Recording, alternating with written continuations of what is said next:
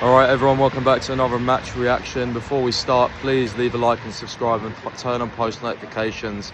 We are trying to grow this channel, and especially through this period of Chelsea being shit, would much appreciate that. Would make us feel a lot better, me and Con. But yeah, welcome back to a brand new video. Atalanta 2, Chelsea 1. Absolute shite. Fool me more, by the way, for being asked out and saying yes to my mates who wanted to watch the second half with me outside. I was in my nice cosy warm room. I go outside and then I get delivered that shower of shite in the second half. I mean, we scored the goal in the first half. We didn't create anything, but we scored the goal. You take it, you think the performance would improve in the second half, but no.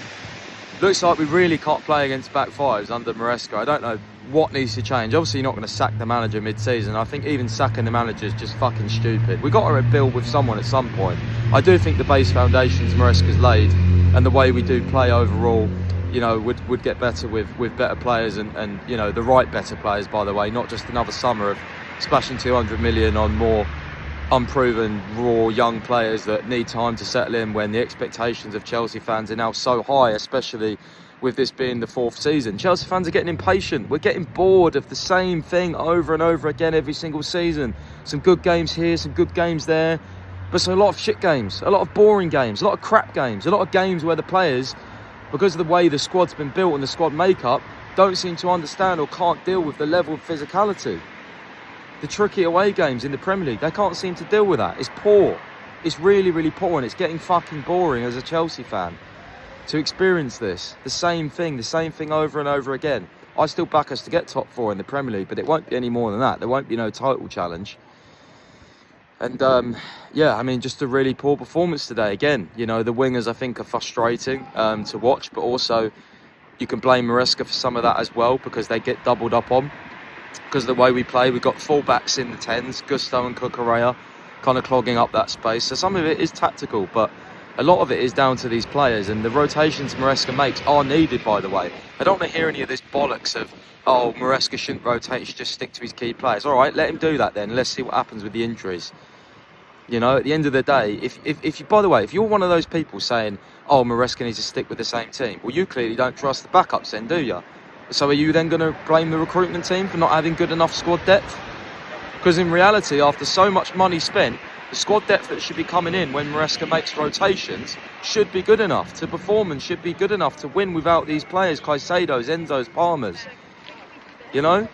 So, but they're not, they're clearly not, are they? Because the results speak for themselves and the rotations speak for themselves when you see these players come in and we chop and change.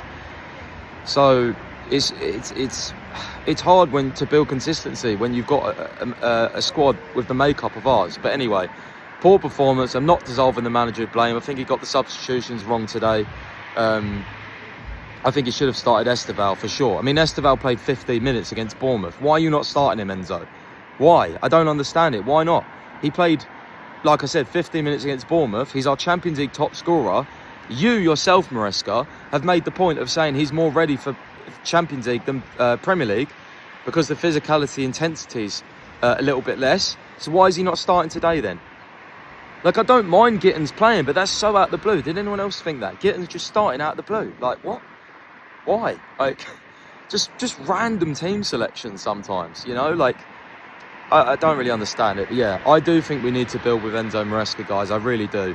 I don't think we need to change the manager. As annoying as he is, and as the amount of mistakes he makes, people need to forget that he's, you know, Clearlake have placed a young and upcoming manager like Maresca who's got a lot of inexperience with a young and inexperienced squad. I mean, what do you really expect? Do you really expect a title charge, right?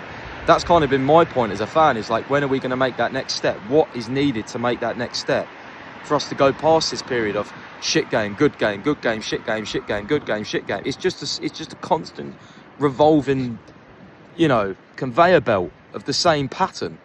How do we break this? That's the question, you know?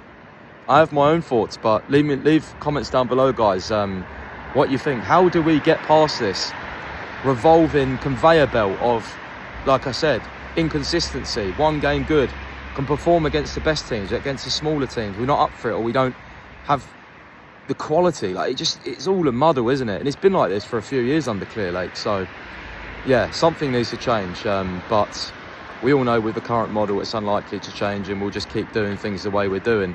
which is what keeps fans frustrated, because it doesn't seem like, there seems almost like a delusion from the top that if we just keep doing the same thing, we're going to get to the title. And I just don't think that's the case. I don't think football works that easy. So, yeah, let me know down below in the comments, guys, what you think of Enzo Maresca, the team, the performances lately, and what the kind of future's shaping up to look like this season. Leave a like, a comment down below. Please subscribe, guys, and yeah, we'll be back very soon. Up the Chelsea.